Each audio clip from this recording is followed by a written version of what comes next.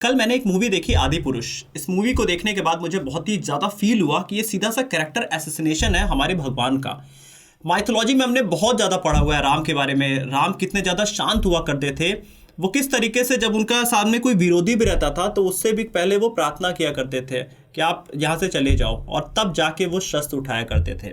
लेकिन इस मूवी को देख के मुझे ऐसे लगा कि सीधा सा हमारे जो धर्म है उसका काफ़ी ज़्यादा मजाक उड़ाने की कोशिश की गई है। आप देख रहे होंगे कि इस समय सब कोई इस मूवी से गुस्से में है, चाहे वो हिंदू हो मुस्लिम हो, क्योंकि ये मूवी कुछ बनाई ही ऐसी गई है। जनरली मैं कभी मूवी के बारे में बात नहीं करता हूँ, ये सिर्फ एक बिजनेस चैनल है हमारा जहाँ पे हम बिजनेस रिलेटेड बातें करते हैं। लेकिन इस मूवी का इम्पैक्ट बहुत ही बुरा पड़ने वाला है हमारी सोसाइटी पे। हमारी जो नेक्स्ट जनरेशन है उनके माइंड पे काफ़ी गलत इम्पैक्ट इस मूवी से पड़ने वाला है, ये आपको ज़रूर याद रखना चाहिए। इस मूवी के कुछ डायलॉग्स ऐसे बनाए गए हैं जो कि एकदम हम सोच भी नहीं सकते कि ये क्या, इस तरीके की तो बातें हमने सुनी ही नहीं है। यहाँ पे अजीब अजीब डायलॉग्स आते हैं जहाँ पे कहा जाता है कि जली ना, तेरे बाप की भी जली थी, तेरी भी जली थी। ये टपोरी वाली कोई भाषा नहीं है। जैसे हनुमान जी कभी ऐसे बात ही नहीं किए थे। मैंने जितनी भी माइथोलॉजी में पढ़ा है, हनुमान जी को तो कभी गुस्सा ही नहीं आता था। वो सुरसा जो राक्षस थी उसके सामने भी जाते हैं तो वो हाथ जोड़ते हैं। हनुमान जी जब रावण के सामने भी जाते हैं तो वहाँ पे वो रिक्वेस्ट ही कर रहे होते हैं। तो यहाँ पे बहुत ही अजीब तरीके से दिखाया गया है। राम के भी कैरेक्टर को उन्होंने बिल्कुल ऐसा लग रहा है कि कोई VFX कोई कैरेक्टर बना के उन्होंने दिखा दिया है। सीता माता को कोई खास रोल ही नहीं है। इसके साथ ही रावण महाज्ञानी था और रावण को कुछ इस तरीके से दिखाया गया कि जैसे वो लोहार है, वो चीज़ें काट रहा है, बना रहा है। ऐसा तो रावण का कैरेक्टर ही नहीं था। हमने देखा यहाँ पे कि सोने की लंका सोने की सचमुच में थी, जो उसका वर्णन हुआ है मैंने बहुत डिटेल में बचपन में पढ़ा हुआ है। उसका वर्णन था कि वो सोने की सचमुच में थी लंका, लेकिन उसको तो पूरा उन्होंने ब्लैक करके दिखा दिया है। इस मूवी से हमारे माइंड में काफ़ी बड़ा इम्पैक्ट डालने की कोशिश की गई है, और इसके जो डायरेक्टर्स हैं और इसके जो राइटर हैं मनोज मुंतशिर, इनकी बहुत बड़ी जिम्मेदारी यहाँ पे बनती है कि आपने जो हमारी सोसाइटी में जो बिलीफ है उस पर आपने बहुत बड़ी चोट पहुँचाने की कोशिश किया है। इस मूवी के जवाब में मनोज मुंतशिर कहते हैं कि हमारी दादी नानी ने यहाँ पे हमें सिखाया हुआ है, इसी तरीके से उन्होंने रामायण हमें सुनाया है। लेकिन मैं बता दूं कि मैं बनारस से बिलोंग करता हूँ। ये धर्म की बहुत बड़ी जगह है जहाँ पे मेरी खुद की दादी थी, वो 80 साल की एज तक वो रोज़ सुबह 3:30 बजे उठ के वो जाया करती थी। वो मंदिरों में दर्शन करके 2-3 घंटे बाद आती थी और उसके बाद वो माला जपा करती थी, और उन्होंने भी मुझे रामायण की कहानी सुनाई है। तो रामायण का कुछ ऐसा नहीं असर है कि हम भगवान से इतना ज़्यादा जुड़ जाते हैं। रामायण का सबसे बड़ा जो असर मेरे लाइफ में हुआ है कि जब भी मेरे अंदर कभी ग्रीड आया है ना, तो वो जो कहानियाँ जो मेरे माइंड में बचपन में फीड की गई है ना, वहाँ से पता चलता है कि मुझे गलत रास्ते पे नहीं जाना है। यही सबसे बड़ा रामायण का मीनिंग होता है कि आप राम के कैरेक्टर से सीखिए किस तरीके से आप शांत रह सकते हैं। तो आपने उस चीज़ों को ख़त्म करने की कोशिश की गई है जो इतने हज़ारों सालों से हमारे माइंड में इस तरीके से बैठाया गया था कि हमारा मर्यादा पुरुषोत्तम राम जैसा कैरेक्टर होना चाहिए। लेकिन यहाँ पे तो उसको उन्होंने पूरा बर्बाद करके रख दिया। तो आज का जो यूथ जनरेशन है, जिन्होंने रामायण के बारे में कुछ ज़्यादा नहीं सुना है, उन्होंने कोई सीरियल वगैरह ही थोड़ा बहुत देखा होगा, वो पिछली कहानियाँ वो बहुत ज़्यादा नहीं जानते, तो उनके माइंड में क्या इम्पैक्ट आएगा? वो हनुमान जी को किस तरीके के कैरेक्टर की तरह देखेंगे? वो टपोरी समझेंगे? वो एक छपरी जैसा जो कैरेक्टर होता है वैसे हनुमान जी को बना दिया गया, उनको लेदर पहना दिया गया है। ऐसा तो हमने कभी पढ़ा ही नहीं था। इसलिए इस पे बात करना बहुत ज़रूरी है। मेरा सबसे बड़ा यहाँ पे क्वेश्चन है कि इस मूवी को अभी तक बैन क्यों नहीं किया गया है? क्या इम्पैक्ट आप डालना चाहते हैं हमारे सोसाइटी पे, हमारे लोगों के बीच में? आजकल बॉलीवुड पे ऐसी मूवीज़ ही बन रही हैं जिसका कोई ज़्यादा वैल्यू नहीं है।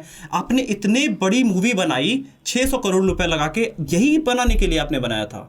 ये तो कहीं से जस्टिफाइड ही नहीं होता है। और सबसे बड़ी बात, गवर्नमेंट हमारी क्या कर रही है? सेंसरशिप ने इसे कैसे आगे जाने दिया? आप तो छोटी छोटी बातों पे बहुत सारा क्वेश्चन उठाते हैं कि ये कपड़े का रंग ऐसा है, ये ऐसा है, तो आपने इतनी बड़ी मूवी को कैसे पास होने दिया? ये काफ़ी बड़ा सवाल उठता है। इससे सोसाइटी पे बहुत बड़ा गंदा इम्पैक्ट पड़ने वाला है। इसलिए आज मैं इस वीडियो में बात कर रहा हूँ। मैं सीरियसली कहूँगा कि इस मूवी को देखने मत जाइए, इससे बेकार मूवी नहीं बन सकती है, मैं ये बता दे रहा हूँ आपको। जो कैरेक्टर हमारे भगवानों का बनाया गया है वो इसलिए बनाया गया है कि हम उन चीज़ों को अपने अंदर उतारें, हम राम जैसा अब बिहेव करें, ताकि हम दूसरों के साथ भी अच्छा व्यवहार करें, हम कृष्ण जैसा व्यवहार करें, हम लक्ष्मण जैसा अपने भाई के साथ व्यवहार करें। ये चीज़ें सिखाई गई हैं मेरे रामायण में। लेकिन इस मूवी से मुझे थोड़ा भी नहीं लगता है कि यहाँ पे लोगों के साथ काफ़ी बुरा किया गया है। हनुमान जी को आपने एकदम एंग्री लुक में दिखा दिया है। मैंने कभी नहीं पढ़ा है हनुमान जी कभी एंग्री हुए होंगे, ऐसा मुझे नहीं याद है। हो सकता है एक आध बार कभी लाइफ में इंस्टेंस हुआ होगा, लेकिन शांत रहना आप हनुमान जी से सीख सकते हैं। हनुमान जी अपने आप को कभी बड़ा नहीं दिखाते थे, वो दूसरों को प्रोटेक्ट करते थे। हनुमान जी हमेशा अपने आप को छोटा ही दिखाते रहे हैं। यहाँ पे मैंने ये भी देखा कि जो मेघनाथ का कैरेक्टर था रावण के बेटे, उसको एकदम रैपर बना दिया गया, छपरी रैपर जैसा। लक्ष्मण का कोई रोल ही नहीं है, और लक्ष्मण का इतना बड़ा रोल आपने अगर पढ़ा होगा या फिर अगर आपने पिछली वाली रामायण अगर देखी होगी, कितना बेहतरीन रोल है लक्ष्मण का, उस पर कोई बात ही नहीं की गई है। तो आप 3 घंटे की मूवी में आप सिर्फ उस पैसे को कमाना चाहते थे, ये बहुत ही साफ दिखाई देता है। इस मूवी से जो इसकी बिहाइंड साइकोलॉजी मुझे समझ में आ रही है वो ये है कि रावण को कुछ इस तरीके से प्रोजेक्ट करो कि पूरी सोसाइटी 2 पार्ट में बच जाए, एक रावण सपोर्टर, एक रावण के अगेंस्ट, और आप 2-3 हज़ार करोड़ रुपए, आप ये 600 करोड़ रुपए लगा के आप कमाना चाहते थे। यही आपका कंप्लीट मोटिव था। मनोज मुंतशिर तो ये भी कह रहे हैं कि हनुमान जी कोई भगवान ही नहीं थे, और उनको हम, वो इतने बड़े भक्त थे कि हम उनको भगवान मानते हैं। हनुमान जी को कितने सारे वरदान मिले थे, आपको बेसिक्स पता ही नहीं है कुछ। तो मुझे ऐसा लगता है कि इस वीडियो के बाद मेरी आपसे यही अपील है, इस मूवी को देखने मत जाइए। और प्लीज़, ये पहली बार मैं ऐसा बोल रहा हूँ कि ये मूवी बाइकआउट होनी चाहिए, इस मूवी के ऊपर बैन लगना चाहिए, क्योंकि इससे सोसाइटी पे इम्पैक्ट काफ़ी ख़राब जाएगा। ये जो इंडिया में जो बहुत सारे रेप केसेस, लोग एक दूसरे से काफ़ी ज़्यादा ग्रेडी होते हैं, इनको कम करने का तरीका है हम अपने जितने भी पुराने शास्त्र हैं उनको पढ़ेंगे जितना ज़्यादा, हम उतना ज़्यादा लोगों से प्रेम करेंगे।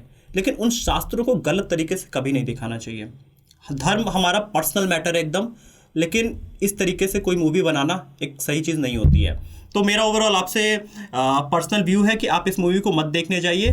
और प्लीज़, अगर कोई इसको देख रहा है या कोई बच्चा देख रहा है तो प्लीज़ आप उसे मना करिए, क्योंकि बच्चों के ऊपर बहुत बड़ा इम्पैक्ट पड़ेगा। हमारे आपके ऊपर इम्पैक्ट नहीं पड़ने वाला ज़्यादा, क्योंकि हमने जो पहले पढ़ लिया है वो हमारे बिलीफ सिस्टम में जा चुका है। तो इस मूवी को हम लोग इसीलिए बाइकआउट कर रहे हैं, क्योंकि हमने जो रियल चीज़ें पढ़ी हैं उससे एक को रिलेट नहीं कर रहा है। लेकिन आज का जो अगर कोई बच्चा देखने जा रहा है तो वो तो इसे सच ही मान के देखेगा, उसके माइंड में हनुमान जी का वही कैरेक्टर बनेगा, उसके माइंड में राम का वही कैरेक्टर बनेगा।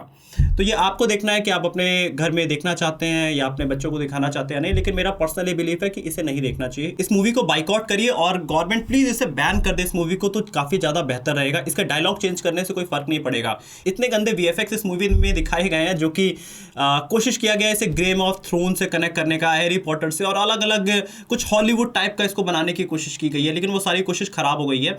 ओवरऑल जो मोटिव था इसको बनाने वाले लोगों का वो अच्छा नहीं था, इसलिए मूवी अच्छी नहीं बनी है। नहीं तो बॉलीवुड के पास एक बहुत बड़ा चांस था एक अटैक करने का कि हम भी अच्छी मूवी बना सकते हैं, लेकिन वो भी बॉलीवुड ने इस बार भी खो दिया। तो वीडियो में इतना ही बस। नेक्स्ट हम फिर किसी बिजनेस वीडियो में मिलेंगे।